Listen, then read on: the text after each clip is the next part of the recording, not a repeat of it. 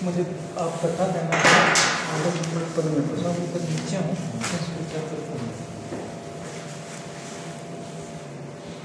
आलोचना करने वाले विचारक लोकतंत्र की आलोचना भी करते हैं। गुणों के साथ साथ हर चीज़ के दो पहलू होते हैं, एक अच्छा पहलू होता है, एक बुरा पहलू होता है। तो आलोचना करने वाले विचारक उसकी आलोचना या कमी ढूंढने का प्रयास करते हैं और इस तरह आलोचना करते हैं कि लोकतंत्र किसी काम का नहीं है, ये निकम्मों का है या भीड़ तंत्र है या कोई काम नहीं होता, इस तरह की बात करते हैं। यहाँ पर लोकतंत्र की शासन प्रणाली के बारे में भी हम बात करेंगे। इसमें नंबर जो आती है आयोग, आलोचना करने वाले विचारक ये मानते हैं ये आयोग लोगों का शासन है।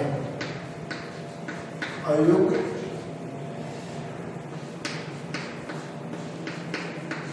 लोगों का शासन है, आयोग लोगों का शासन है। ये एक भीड़ तंत्र है। नंबर दो आती है ये है भीड़ तंत्र है। नंबर तीन आता है इसका पेशेवर राजनीतिकों का भारत है।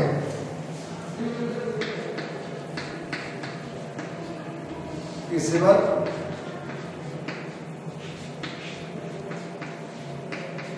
राजनीतिकों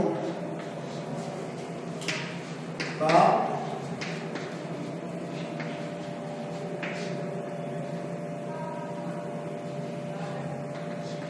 बावल है। नंबर जो चार आता है इसका कोई मान सकते हो भ्रष्ट नेतृत्व है।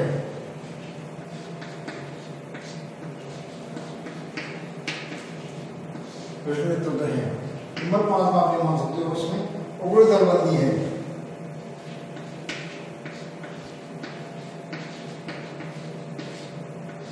उग्र दलबंदी है। नंबर छह आप ये मान सकते हो मतदाताओं की उदासीनता है।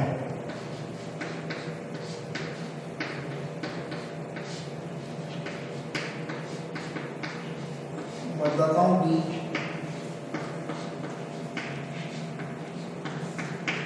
उदासीनता मान सकते हो। नंबर सात ये मान सकते हो बहुमत की तानाशाही।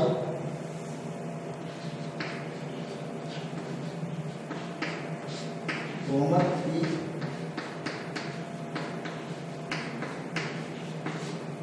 की तानाशाही आप ये मान सकते हो।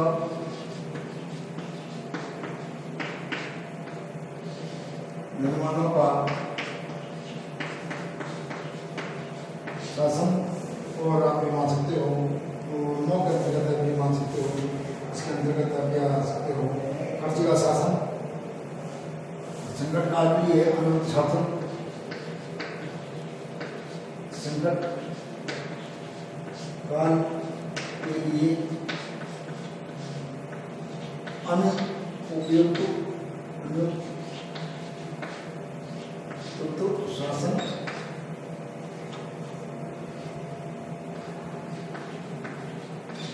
और नंबर 10 आप ये मान सकते हो उसमें खर्च का शासन।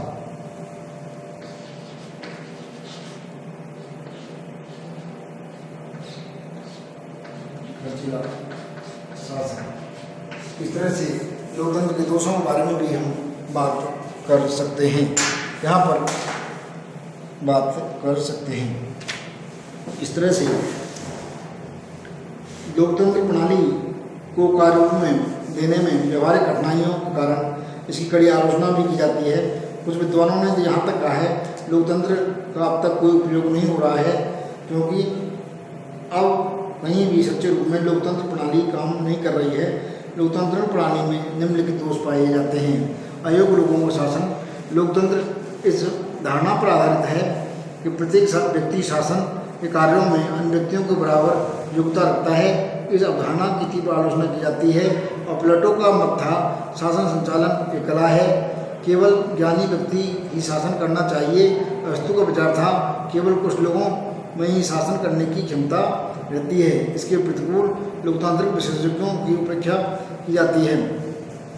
लोकतंत्र में कोई डॉक्टर तो वो वित्त मंत्री बन जाता है और अशिक्षित शिक्षा मंत्री बन जाता है। इसलिए कतिपय आलोचकों ने इसे अयोग्यता का शासन कहा है।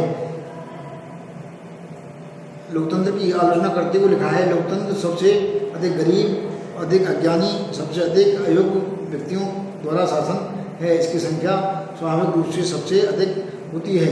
आलोचकों का कहना है कि शासन प्रणाली में वोटों को तोड़ा नहीं जाता, गिना जाता है। इससे अयोग्य लोगों का बहुमत योग्य लोगों के अनुमत पर शासन करता है। वीरतंत्र, लोकतंत्र के विरोधी ये तर्क देते हैं आम जनता प्राय अनपढ़, जाहिल और गैर जिम्मेदार होती है। लोकतंत्र में इसके मन को अहमियत देने से वीरतंत्र को बढ़ावा मिलता है। परिणाम ये होता है गुणवत्ता की जगह परिमाण को प्रमुखता दी जाती है। नंबर 3 है पेशेवर राजनीतिज्ञों का माहौल। लोकतंत्र शासन में कुछ लोग राजनीति को अपना पेशा बना लेते हैं और जैसे भी संभव हो वो अपने पद से चिपके रहने का प्रयत्न करते हैं। वे अपनी भाषण शक्ति से जनता को प्रभावित कर निर्वाचित हो जाते हैं, किंतु उनकी इतनी योग्यता नहीं होती कि देश की उन्नति के लिए रचनात्मक कार्य कर सकें। अतः उसमें लोकतंत्र या लोकहित की आशा करना व्यर्थ है। भ्रष्ट नेतृत्व, जनसाधारण का राजनीतिक विवेक चूंकि बहुत निम्न स्तर पर होता है, इसलिए लोकतंत्र में जन उत्प्रेरक नेता को खुलकर खेलने का अवसर मिल जाता है। भ्रष्ट नेता जनता की भावनाओं से खिलवाड़ करके वोट बटोर लेते हैं और फिर नारेबाजी के आड़ में अपने स्वार्थों को बढ़ावा देते हैं। चरित्रहीन राजनीतिक अपने स्थानों पर संस्थाओं के प्रभावशाली लोगों के साथ सौदेबाजी करके जनता को उल्लू बनाते हैं और आंखों में धूल झोंकते हैं। उग्र दलबंदी, लोकतांत्रिक शासन व्यवस्था में उग्र दलबंदी पाई जाती है। कभी कभी राजनीतिक दल लोकप्रियता प्राप्त करने के लिए अन्य दलों के खिलाफ निम्न स्तर की बातें प्रचारित करते हैं, जो प्राय झूठी होती हैं। इसके अतिरिक्त राजनीतिक दल देशभक्ति के स्थान पर दलीय भक्ति को बढ़ावा देते हैं। मतदाताओं की नंबर 6 मतदाताओं की उदासीनता।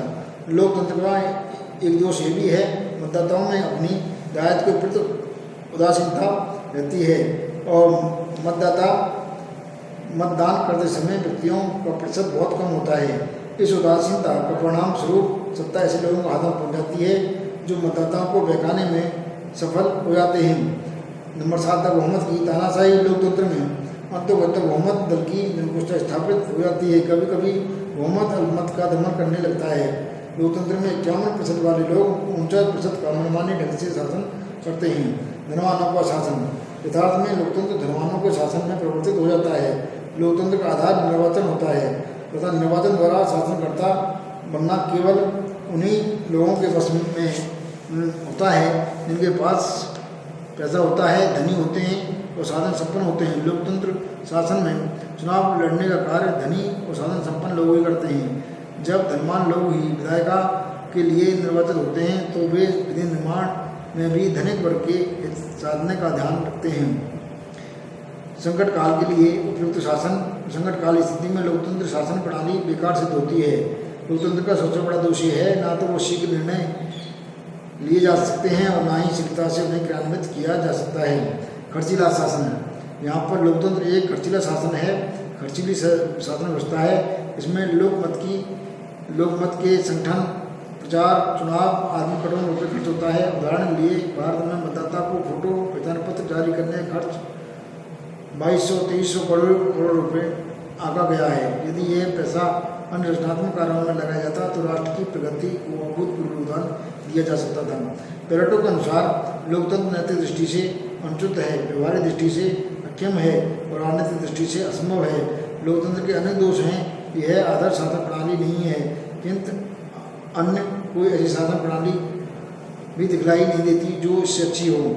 ऐसी स्थिति में जेम्स मिल का यह कथन स्वीकार करना होगा, लोकतंत्र के विरोध में दी जाने वाली युक्तियों में कुछ सार प्रतीत होता है। इसका पूरा महत्व देते हुए मैंने सहर्ष अपने उसके पक्ष में ही निश्चय दिया है। द्वितीय विश्व युद्ध के बाद तीसरी दुनिया के विकसित देशों में लोकतंत्र का भविष्य बहुत आशाजनक नजर आ रहा है, लेकिन कुछ ही समय बाद सभी आशाओं को पानी फिर गया। दुनिया के नक्शे से लोकतांत्रिक देशों की संख्या दिन पर दिन कम होने लगी।